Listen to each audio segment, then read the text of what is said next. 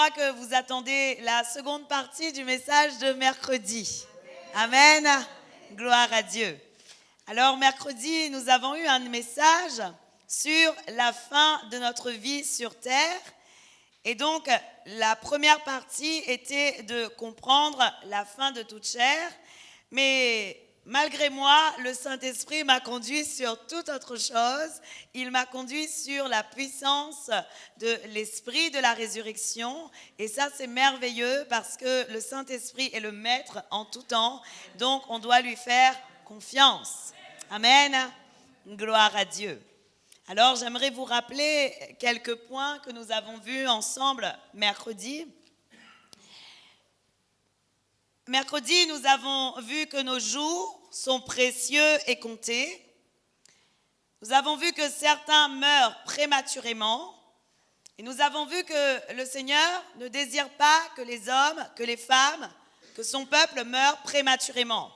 Amen. Que nous devons vivre réellement les jours, les années et les mois que le Seigneur a définis d'avance pour nous dans sa préscience. Amen. Gloire à Dieu.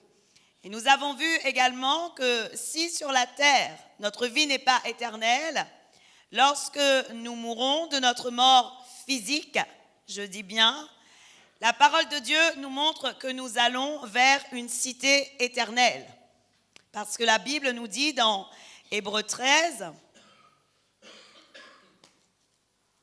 on va aller dans Hébreux 13 ce soir.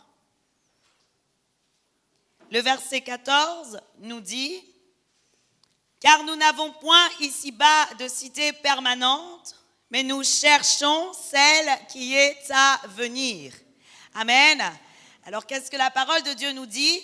La Bible nous dit « Nous n'avons point ici-bas sur cette terre de cité permanente pour le moment, mais nous cherchons celle qui est à venir. » Pourquoi je dis « pour le moment » ? Pourquoi je dis pour le moment ? N'est-il pas vrai que le royaume des cieux viendra sur terre ? N'est-il pas vrai que la Jérusalem céleste sera sur terre ? Amen. Gloire à Dieu. Alors voilà pourquoi je dis nous n'avons pas ici-bas de cité permanente dans l'état où la terre est. Mais lorsqu'il y aura le rétablissement de toutes choses, nous irons une cité permanente. Amen. Gloire à Dieu. La Bible nous dit donc dans Hébreux 13, verset 14, « Car nous n'avons point ici-bas de cité permanente, mais nous cherchons celle qui est à venir. » Amen. Gloire à Dieu. Alors, la Bible, Église, nous montre donc que la cité dans laquelle nous allons lorsque nous mourrons de notre corps physique est permanente. Amen. Mais j'aimerais vous poser cette question et je crois vraiment qu'il est important de le définir. Quelle est la partie de l'homme qui va avoir part à cette éternité ? Puisque l'homme est trinitaire. Nous savons que l'homme est formé d'un corps, nous savons que l'homme est formé d'une âme et nous savons que l'homme est formé d'un esprit. Amen. Gloire à Dieu. Et alors, je crois vraiment qu'il est bon de rappeler les versets bibliques qui nous parlent de notre constitution, comment le Seigneur a voulu que nous soyons tous créés. Puisque l'être humain est un esprit dans un corps qui possède une âme. Amen. N'allez pas chercher les définitions un peu dans la rousse, parce que les définitions Larousse ne nous expliquent pas réellement la pensée de Dieu. Vous pouvez vous en inspirer pour comprendre le sens d'un mot, mais les définitions, vous devez aller les chercher dans la parole de Dieu. Amen. Gloire à Dieu.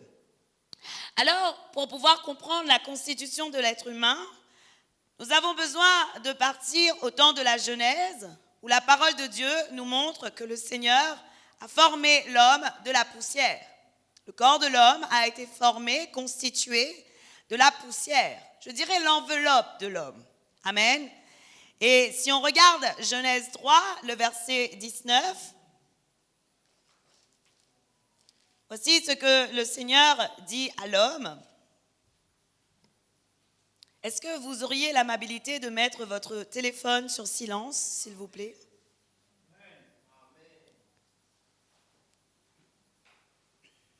Même quand vous déverrouillez ou vous verrouillez, parce que d'ici, ça s'entend.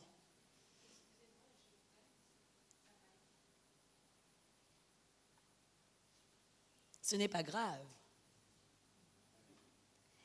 Genèse 3, le verset 19, la Bible nous dit, « C'est à la sueur de ton visage que tu mangeras du pain jusqu'à ce que tu te retournes dans la terre, d'où tu as été pris, car tu es poussière et tu retourneras dans la poussière. » Amen. Gloire à Dieu. On est bien peu de choses sur cette terre. Nous pensons, nous, dans notre corps, que nous sommes vaillants, que nous sommes forts et que nous sommes beaucoup, mais en réalité, le Seigneur nous rappelle vraiment que nous sommes que poussière. Eh oui, on doit parfois pouvoir le savoir afin d'être moins orgueilleux, je crois, réellement, et comprendre que si le Seigneur ne veut pas que nous soyons quelque part, nous ne le serons pas. Amen. Gloire à Dieu. Alors la Bible nous dit d'abord que le corps de l'homme est constitué de poussière, et la Bible nous dit encore, et tu retourneras dans la poussière. Mais l'homme n'est pas constitué que d'un corps, l'homme a aussi un esprit. La Bible nous dit que l'esprit est le souffle donné par Dieu afin d'animer la vie de l'homme. Amen. Genèse 2, le verset 7. J'introduis mon message comme cela. La Bible nous dit, « L'Éternel Dieu forma l'homme de la poussière de la terre. Il souffla dans ses narines un souffle de vie et l'homme devint une âme vivante. » Amen. Gloire à Dieu. Savez-vous, Église, que je fais une parenthèse. Lorsque Jésus-Christ était avec les disciples, à un moment donné, alors même que Jésus était en train de leur parler du Saint-Esprit, savez-vous qu'à un moment, le Seigneur Jésus a soufflé dans les narines de l'homme, des disciples, des apôtres. Il a soufflé sur eux. Amen. Alors la Bible nous montre deux moments où Dieu a soufflé dans les narines de l'homme. Un moment lorsqu'il a constitué l'homme, où la parole de Dieu nous montre que l'homme est devenu une âme vivante, où le Seigneur a voulu donner à l'homme un souffle de vie, et alors l'homme est devenu une âme vivante. Et la deuxième fois, lorsque Jésus-Christ a soufflé sur les apôtres, afin de pouvoir leur donner part à la nouvelle naissance et pouvoir avoir part à la vie, à la nouvelle vie en Jésus-Christ. Amen. Et ça, c'est merveilleux. Ainsi, le Seigneur Jésus annonçait que leur esprit allait totalement être restauré lorsqu'ils allaient recevoir leur vie nouvelle en Jésus-Christ. Amen. C'est glorieux ce que Dieu fait. Amen. Notre Dieu ne veut pas nous laisser dans un état vraiment pitoyable comme lorsque nous avions perdu notre position. Mais Dieu veut nous donner notre identité en Jésus-Christ et Dieu veut que nous gardions notre identité nouvelle en Jésus-Christ. Amen. Lorsque tu es une nouvelle créature, tu es appelé à régner sur toutes choses. Amen. Je vous le dis vraiment, parce qu'aujourd'hui, nous voyons des chrétiens encore diminuer, alors que le chrétien doit régner. Amen. Gloire à Dieu. Alors, la parole de Dieu nous dit donc que le Seigneur a soufflé dans les narines de l'homme et l'homme est devenu une âme vivante. Job 33, le verset 4, voici ce que la parole de Dieu nous dit. Job dit, « L'Esprit de Dieu m'a créé et le souffle du Tout-Puissant m'anime. » Amen. Et la Bible nous montre aussi que l'homme est une âme. Amen. L'homme possède une âme. Et l'âme, c'est la vie de l'homme. Ce que nous avons besoin de comprendre, c'est que l'âme, c'est la vie de l'homme.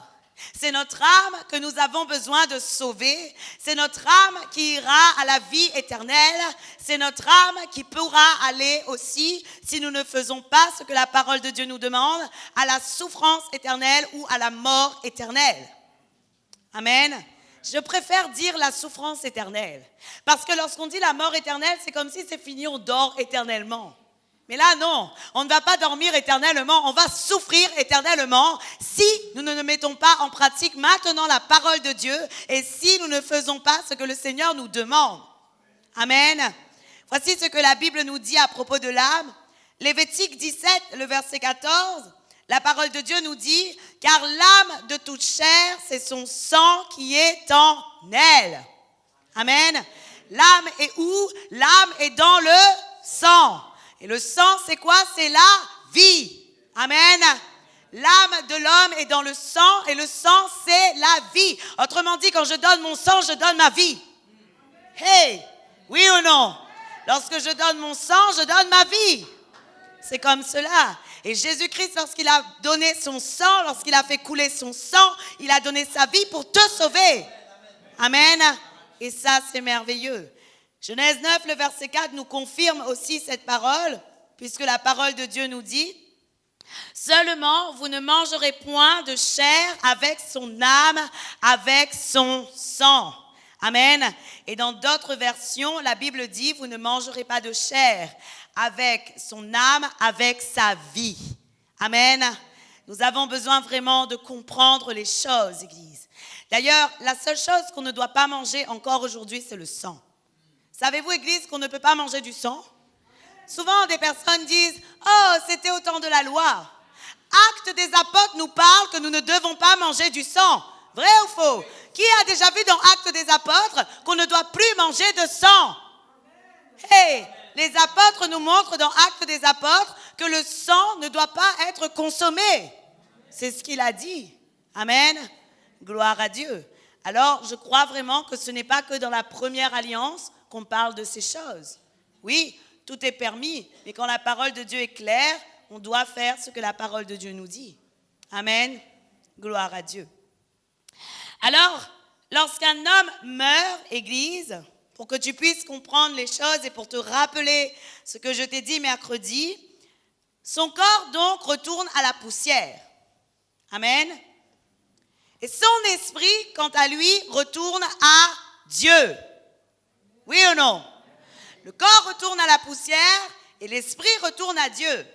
Ecclésiaste 12, le verset 9, la Bible dit « Avant que la poussière retourne à la terre, comme elle y était, et que l'esprit retourne à Dieu qui l'a donné. » Amen. Gloire à Dieu. Alors, le corps retourne à la poussière et l'esprit retourne à Dieu. Mais quant à l'âme, il va aller dans une demeure, comme je vous ai dit, éternelle.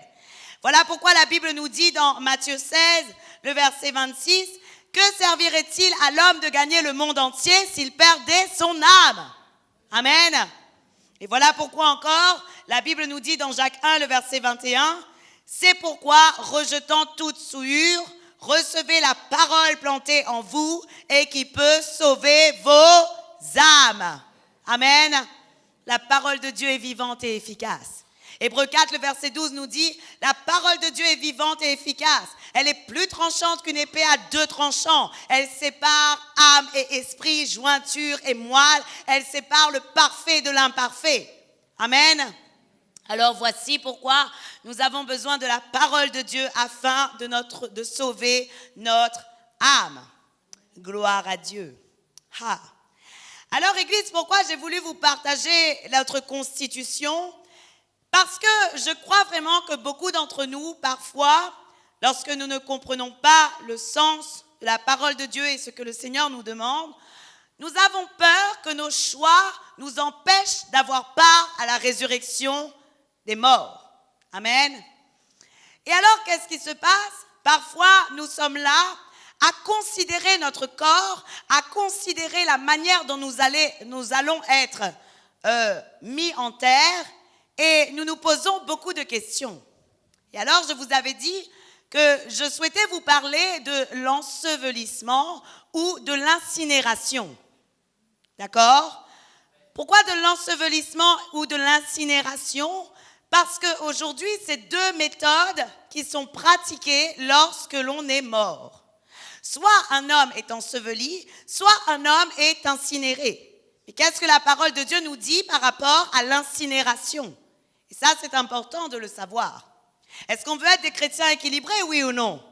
Et si on veut être des chrétiens équilibrés, on ne peut pas que parler sur la puissance, on ne peut pas parler seulement que la présence de Dieu, on ne peut pas parler seulement de l'imposition des mains, on ne peut pas parler seulement du don en langue, on doit parler de tout sujet.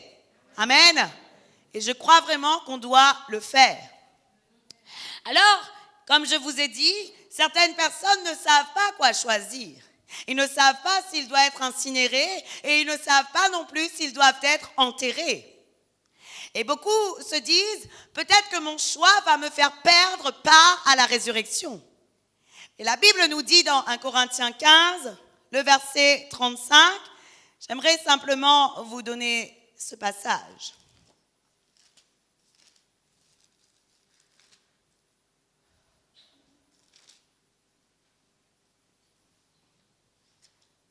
C'est Paul qui s'adresse à l'église de Corinthe.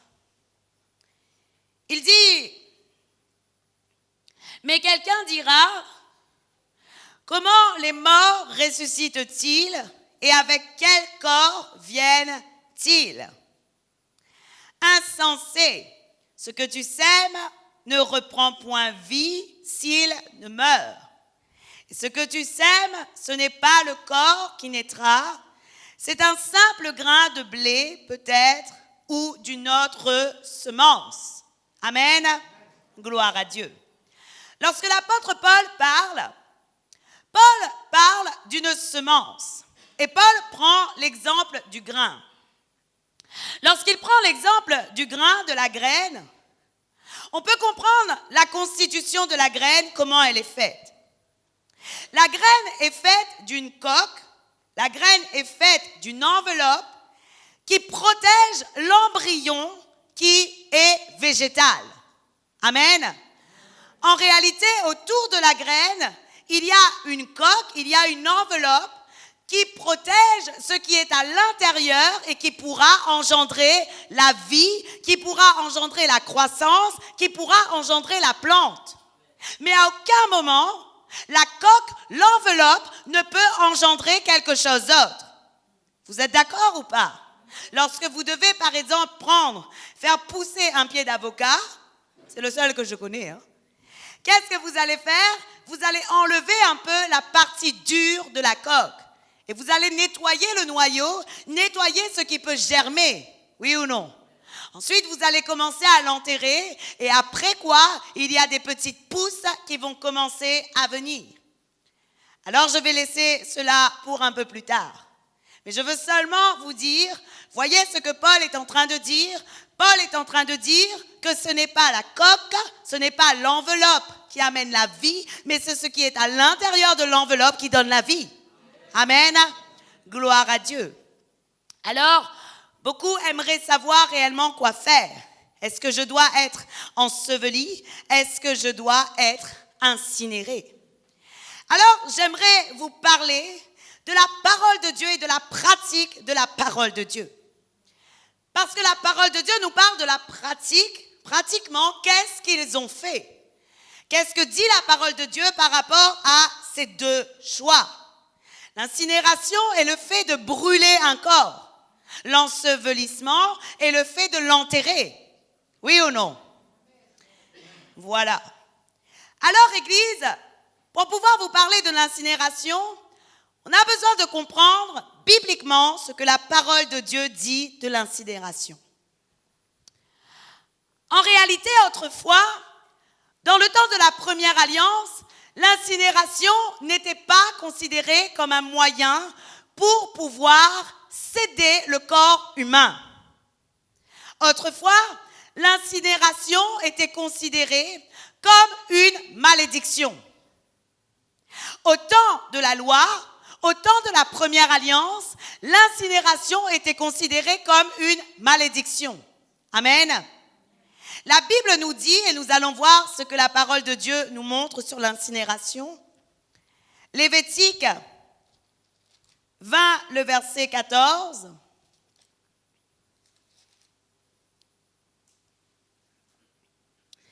La Bible dit, si un homme prend pour femme la fille et la mère, c'est un crime. On les brûlera au feu, lui et elle, afin que ce crime n'existe pas au milieu de vous. Amen. De quoi on parle? On parle de l'incinération. Si quelqu'un a commis un crime, la parole de Dieu nous dit on les brûlera. Et c'est ce qui s'est passé également pour Akan. Lorsque Akan avait pris tout ce qui était voué par interdit au temps de Josué, la parole de Dieu nous dit que les hommes ont lapidé Akan et sa famille. Et qu'est-ce qu'ils ont fait ensuite? Ils ont brûlé Akan. Amen. Alors, l'incinération, bibliquement, n'était pas considérée comme un moyen de pouvoir céder ou faire disparaître le corps. Pas du tout. Autrefois, l'incinération était considérée plutôt comme un châtiment de l'homme. Un châtiment pour l'homme. Et je crois, Église, que parce que ce n'était pas la tradition d'autrefois, la Bible ne parle pas clairement de l'incinération. La parole de Dieu ne parle pas clairement de l'incinération. La Bible ne dit pas si on peut être incinéré ou si on ne peut pas être incinéré.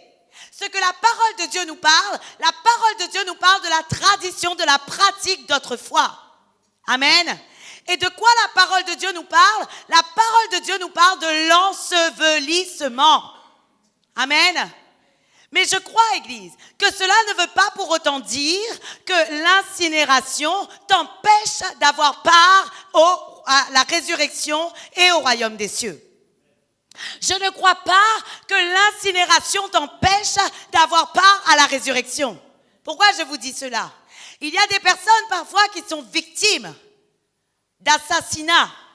Et parfois, ces personnes sont brûlées vives. Oui ou non? Ces personnes sont brûlées. Mais s'ils ont accepté Jésus-Christ comme Seigneur et Sauveur personnel dans leur vie, qu'est-ce qui les empêcherait d'avoir part à la résurrection? Sachant surtout que le Seigneur est celui qui est capable de reconstituer toute chair. Oui ou non? Dieu est capable de reconstituer toute chair. Alors je ne crois pas que l'incinération t'empêche d'avoir part à la résurrection. Ce que je crois par contre, c'est que comme la tradition impliquait que l'incinération était réservée à une malédiction, je crois que les personnes ne pratiquaient pas l'incinération parce que ceux qui auraient eu part à cette incinération auraient été considérés comme des maudits. Oui, c'est ce que je crois. Et voilà pourquoi la parole de Dieu nous parle d'ensevelissement. La pratique de la parole de Dieu veut que tous ceux qui sont morts ont été ensevelis. Amen. Mais ce n'est pas parce que tu es enseveli que cela veut dire que tu vas aller au paradis. Oui ou non? N'est-il pas vrai que Lazare et l'homme riche était enseveli. Lazare a été emporté dans le ciel par des anges. L'homme riche a été enseveli. Mais la Bible nous dit que l'homme riche était où? En enfer. Pardon, je reprends. L'homme riche était dans le séjour des morts. C'est important les mots. La parole de Dieu est importante. Les mots sont importants. Ne dites pas enfer tant que ce n'est pas l'enfer, tant que ça reste le séjour des morts. Amen. Alors, il était dans le séjour des morts. Ce qui veut dire que ce n'est pas la manière dont tu vas être enterré qui va te donner part à la vie éternelle. Dans le monde aujourd'hui, on nous dit, oh, il a eu un bon enterrement. Beau, certainement Dieu l'a agréé. Mais malheureusement, ce que le monde a besoin de savoir, c'est que la qualité de ton enterrement ne dit pas où tu iras. La qualité de ta vie, oui. La qualité de ta vie, oui. Mais la qualité de ton enterrement, jamais. Amen. Gloire à Dieu. Alors voici ce que la parole de Dieu nous dit, par contre, sur l'ensevelissement. La Bible nous montre qu'Abraham était allé chercher une terre pour Sarah. Amen. Si on regarde Genèse 23 à partir du verset 1er à 9,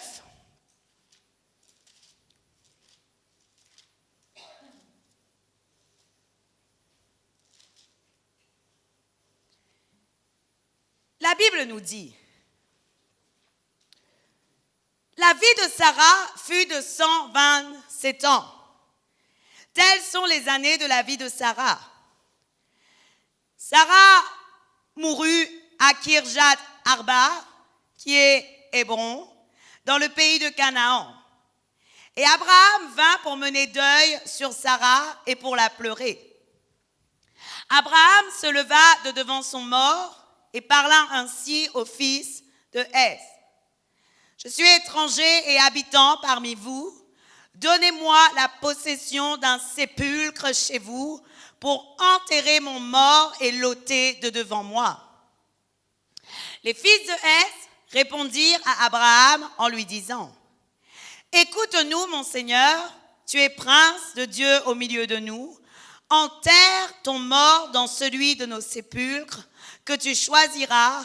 Aucun de nous ne te refusera son sépulcre pour enterrer ton mort. » Abraham se leva et se prosterna devant le peuple du pays, devant les fils de Heth.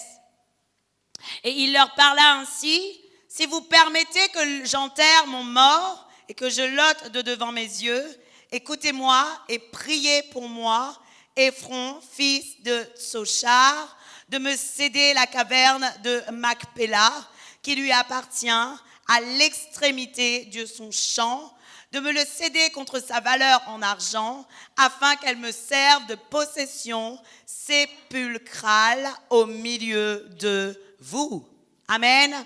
Gloire à Dieu. La Bible nous dit, Église, que dans la pratique biblique, au temps de la première alliance et même au temps de Jésus-Christ, même après encore, les hommes étaient enterrés. Et la parole de Dieu nous montre que les hommes prenaient vraiment un respect, un honneur à enterrer les personnes qu'ils aimaient. Amen. Donc cela veut dire qu'on ne doit pas non plus négliger le mort. Ok? Ça ne veut pas dire qu'on doit aller prier sur le mort. Ça veut seulement dire qu'on doit l'honorer. On doit honorer seulement ce qu'il était autrefois. Pas honorer ce qu'il est quand il est raide. Honorer ce qu'il était autrefois. Et parce qu'on honore ce qu'il était autrefois, on doit prendre soin de bien faire disparaître son corps. Amen. Et cela s'est produit également pour Abraham. La Bible nous dit que lorsque ses fils étaient là, et lorsqu'Abraham fut mort, les fils sont allés enterrer Abraham là où était enterrée Sarah. Amen. La parole de Dieu nous montre encore, dans le principe de Dieu, dans la pratique, pardon, pas dans le principe, dans la pratique de Dieu, la Bible nous montre que Dieu enterra Moïse. Amen. La Bible nous montre que Dieu a pris le corps de Moïse et que Dieu a enterré Moïse. Et qu'est-ce qui s'est passé encore pour Jésus? Lorsque Jésus était mort sur la croix, il y a un homme nommé Joseph qui était riche et qui est allé récupérer son corps et qui est allé pour l'enterrer. Amen. Ce qui veut dire, Église, que pratiquement, dans la pratique biblique, la coutume, ce qui est vrai, ce qui est biblique, ce qui est fondé, ce qui est écrit, c'est d'ensevelir une personne. Amen. Ce qui est pratique, ce qui est vrai, ce qui est écrit, ce qui est justifié et ce que les versets disent, c'est qu'il y a l'ensevelissement. Amen. Je crois vraiment, Église, que si les hommes et si Dieu avait brûlé le corps de Moïse, je crois que les hommes auraient dit « Oh, Dieu l'a châtié, Dieu l'a maudit ». Vrai ou faux? Et n'est-il pas vrai encore que dans notre cœur parfois, lorsque nous allons pour être incinérés ou pour faire l'incinération, n'est-il pas vrai que nous assimilons cela à l'enfer? Oui ou non? Nous assimilons cela au feu de l'enfer. Comme si lorsqu'un corps va être brûlé, il est censé aller en enfer. Vrai ou faux? Tant que cela reste dans ta tête et tant que l'incinération n'est pas une conviction pour toi, ne te fais pas incinérer. Pourquoi? Parce que la Bible nous dit que ce qui n'est pas conviction est péché. Tout ce qui ne vient pas de la conviction est un péché. Ce qui veut dire que si tu considères que tu ne seras pas ressuscité et si tu considères que malheureusement tu iras en enfer à cause de cela, ne le fais pas. Fais-toi ensevelir. Achète un tombeau, achète une tombe et fais-toi ensevelir. Oui, c'est important de comprendre. Oui ou non? La parole de Dieu nous parle donc principalement de l'ensevelissement. Amen. Alors, selon la parole de Dieu, Église, L'ensevelissement, et voilà pourquoi je vous ai lu 1 Corinthiens 15 tout à l'heure, le verset 35. Je crois qu'il y a une révélation dans ce passage. Et je crois que la mise en terre implique quelque chose dans ta vie future. Comme je disais encore, si tu es incinéré parce que tu as été victime d'un assassinat, je ne crois pas que le Seigneur va te châtier à cause de cela. D'accord ? Entendez bien ce que je suis en train de dire. Je ne peux pas en faire une loi.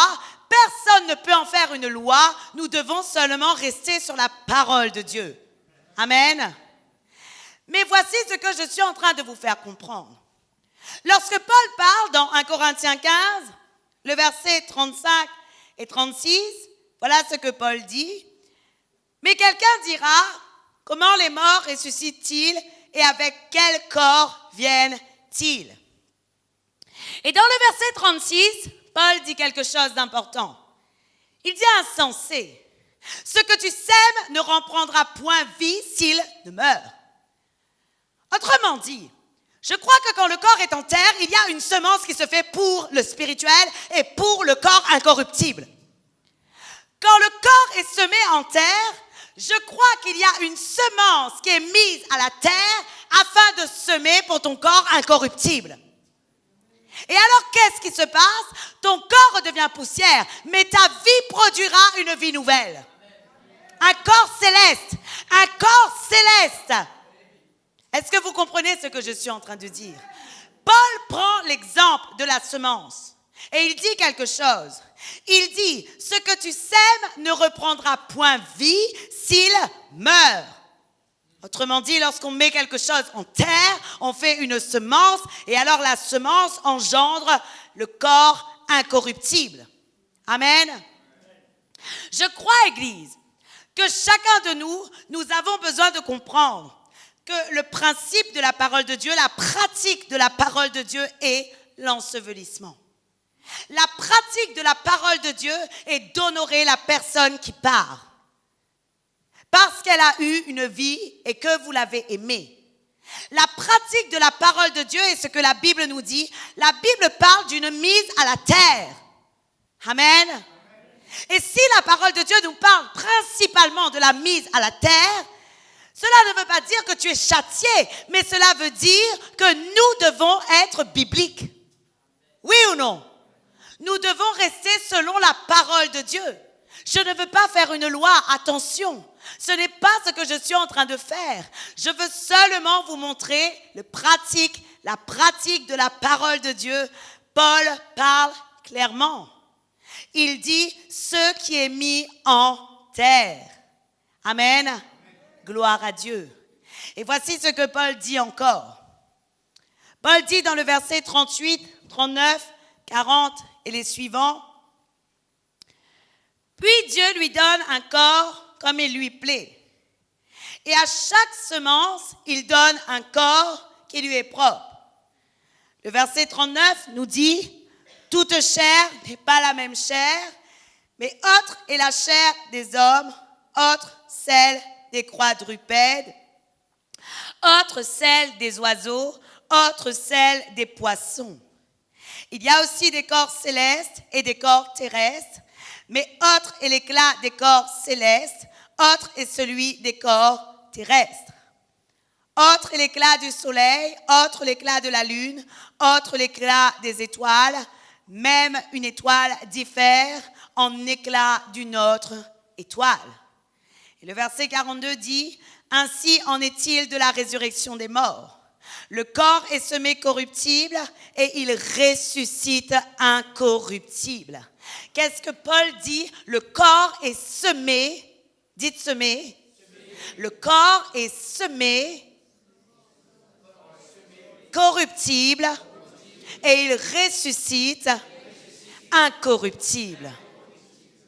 Autrement dit, Église, lorsque nous mettons quelque chose à la terre, nous sommes en train de préparer notre résurrection. Nous sommes en train d'appeler le corps incorruptible à venir dans notre vie. Amen. Aujourd'hui, comme je vous dis, Je ne suis pas contre l'incinération. Mais plus j'avance dans la parole de Dieu et plus je me dis, la parole de Dieu ne parle pas de l'incinération.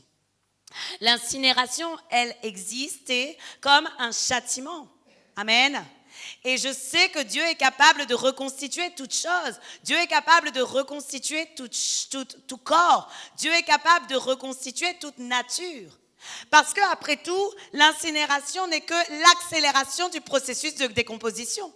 Oui ou non? Lorsqu'on réfléchit, l'incinération n'est que l'accélération du processus de décomposition. Parce que lorsque tu es en terre, ton corps se désagrège. Oui ou non? Il y a ce qu'on appelle le principe de putréfaction de la chair. Et alors à ce moment-là, la chair est en train de sortir sur les membres, elle commence à se décomposer et il est vrai, je sais, que lorsque on ouvre le tombeau, à un moment donné, il peut ne plus y rien avoir. Amen. À ce moment-là, qu'est-ce qui va se passer? Est-ce que nous n'aurons pas part à notre corps incorruptible? Bien sûr que oui, puisqu'il était semé corruptible, mais il ressuscitera incorruptible. Amen. N'est-il pas vrai, Église, que lorsque Jésus-Christ est mort sur la croix, la Bible nous dit que des hommes étaient en train de marcher dans la ville, des hommes étaient ressuscités? Oui ou non? Et les personnes voyaient leur corps, les personnes les voyaient comme marchant alors qu'ils étaient morts. Oui ou non? Ce qui veut dire que le Seigneur est capable de reconstituer tout corps. La Bible ne dit pas depuis combien de temps ils étaient morts et si leur corps était déjà la poussière. Oui ou non? La Bible ne dit pas cela. Mais nous savons que le Seigneur est capable de reconstituer toutes choses. Voilà pourquoi je ne fais pas une loi sur l'incinération, mais seulement je veux juste vous parler de la parole de Dieu. La Bible nous parle de l'ensevelissement. Et si l'on prend modèle sur Jésus, Jésus a été enseveli. Oui ou non? Si nous prenons le modèle de Jésus, Jésus a été enseveli.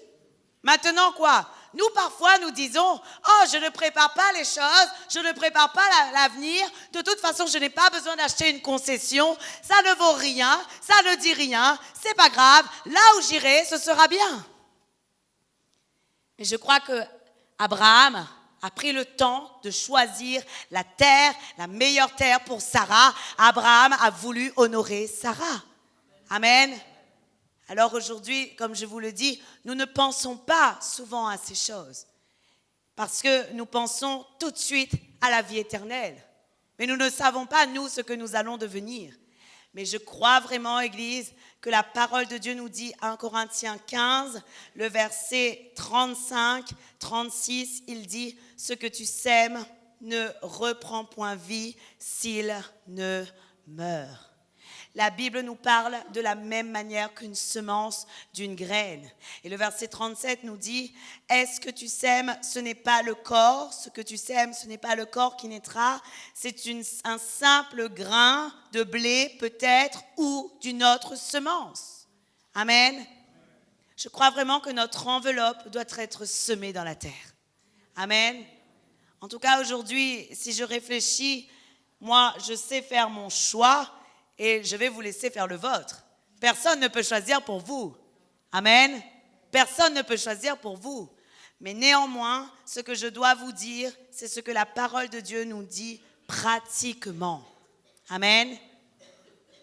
Je crois que le Seigneur est capable de faire toutes choses et je crois que Dieu veut vraiment que nous puissions avoir part à la résurrection des morts. Et nous aurons part à la résurrection des morts. Comment? Lorsque nous aurons mis en pratique la parole de Dieu, lorsque nous aurons été conformes à la parole de Dieu et lorsque notre foi nous poussera à accomplir des œuvres selon Dieu. Amen. La Bible nous dit dans Apocalypse 14, le verset 13, « Heureux dès à présent les morts qui meurent dans le Seigneur. Oui, dit l'Esprit, afin qu'ils se reposent de leurs travaux, car leurs œuvres les suivent. » Amen. Heureux ceux qui sont morts dans le Seigneur. Alors, je répète encore, il faut impérativement que nous puissions travailler à notre salut avec crainte et tremblement. Amen. Je crois vraiment que ce que nous devons chercher, c'est la résurrection des morts. Avoir part à la vie éternelle et avoir part à la résurrection des morts. Je veux m'arrêter là parce que je ne veux pas aller dans la résurrection maintenant. Je veux vraiment que nous puissions aller dans la résurrection des morts dimanche. Parce que je crois qu'il y a des grandes choses dans la résurrection des morts et nous ne devons pas négliger ce que nous allons être après l'enlèvement de l'Église. Nous ne devons jamais négliger ce que nous allons être après l'enlèvement de l'Église. Amen. Alors je crois vraiment, Église, que nous devons voir ce que la parole de Dieu nous dit et être convaincu du choix que l'on veut faire. Je dois être convaincu du choix que je dois prendre. Amen. Amen. Amen. Gloire à Dieu. Aujourd'hui, Église, je crois que vous avez besoin de comprendre que vous êtes des chrétiens mis à part et que peut-être que votre famille n'est pas chrétienne. Je veux introduire cela également. Peut-être que malgré vous, votre famille va choisir quelque chose pour vous lorsque vous allez mourir qui n'est pas votre volonté. C'est possible. Savez-vous que c'est possible? Vous êtes peut-être là en Christ, mais peut-être que vous avez des personnes proches de vous qui ne sont pas en Jésus. Qu'allez-vous faire? Allez-vous accepter qu'ils vous emmènent dans une église autre que chrétienne? Allez-vous accepter qu'ils fassent de vous ce qu'ils veulent? Comment allez-vous faire? Alors pour pallier à cela, nous ici, nous avons décidé de mettre en place un document qui s'appelle « Ma dernière volonté ».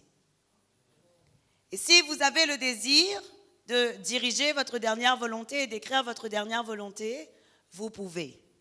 Et vous allez devoir choisir un témoin de votre famille qui pourra attester que c'était bien votre volonté. Et alors vous écrirez sur cette dernière volonté comment vous voulez être enterré, qu'est-ce que vous voulez avoir, est-ce que vous avez envie qu'il y ait un prêtre ou autre chose qui vienne chez vous, ou bien est-ce que vous ne voulez pas? Mais c'est à vous de le définir. Je prie qu'avant votre mort, tout le monde dans votre famille soit converti. Mais si ce n'est pas le cas, et qu'il y ait des personnes qui choisissent pour vous, comment allez-vous faire? Oui. Alors, sur cette attestation, ou plutôt ce document qui s'appelle « Dernière volonté », il y a quelque chose qui est noté. Il est écrit « Je souhaite que ce soit le pasteur dans l'assemblée dans laquelle je suis qui puisse venir lorsque je suis mort. » Ce n'est pas écrit le pasteur Aurélie. Ce n'est pas écrit l'église La Voie du Salut. C'est écrit le pasteur dans l'église dans laquelle je serai. Ça veut dire qu'aujourd'hui, peut-être que vous êtes à La Voie du Salut. Demain, peut-être que vous serez ailleurs. Mais cette dernière volonté sera écrite. Amen. Et vous avez la possibilité de le faire. Je voulais le dire ce soir parce que je crois vraiment que si nous parlons de ces choses, il est important de savoir ce que nous avons la possibilité de faire ou non. Mais vous êtes libre de le faire. Vous êtes libre. Si vous avez envie, la sœur Nathalie, elle a des documents comme cela et vous pouvez emmener chez vous et réfléchir à ce que vous voulez écrire et faire. Amen. En tout cas, ce que je voulais vous dire ce soir, je voulais vous montrer la pratique de la parole de Dieu et je voulais simplement vous dire que l'incinération, elle était utilisée comme une malédiction. Mais ça ne veut pas dire que tout homme qui est incinéré est maudit. Avez-vous bien compris ce que j'ai voulu dire ce soir? Avez-vous bien compris ce que j'ai voulu dire ce soir? Est-ce que j'ai voulu dire que vous ne devez pas vous faire incinérer? Non plus. Je n'ai pas dit cela. Je voulais simplement vous montrer la pratique de la parole de Dieu et ce que la parole de Dieu nous dit. Tout ce que vous devez faire, vous devez le faire avec conviction. La Bible nous dit, et je vais vous donner ce verset pour conclure, afin que vous puissiez comprendre. La Bible nous dit dans Romains 14, le verset 33, « Tout ce qui n'est pas le produit de la conviction est péché. » Amen. Alors cela veut dire que tout ce que vous allez faire, tout ce que vous allez choisir doit être le produit de votre conviction personnelle. Amen. Tout doit être le produit de votre conviction personnelle. Amen. Que le Seigneur vous bénisse. Romains 14. le verset 33. Excuse-moi, je vais regarder.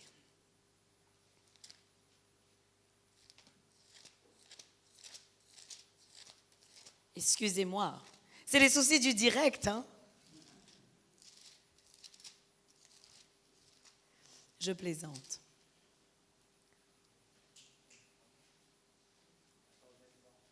Romains 14, le verset 23. Tout ce qui n'est pas le produit d'une conviction est péché. Amen. Gloire à Dieu. Alors, Église, que le Seigneur vous bénisse vraiment, que le Seigneur puisse convaincre votre cœur sur ce que vous devez faire et que la parole de Dieu parle à votre cœur parce que, il y a des personnes, malheureusement, nous allons mourir un jour. Oui ou non? Nous allons tous mourir, sauf si Jésus revient et que nous sommes encore vivants, alors nous ne serons pas morts, mais nous serons changés. Amen. Mais ça, on laisse ça pour dimanche.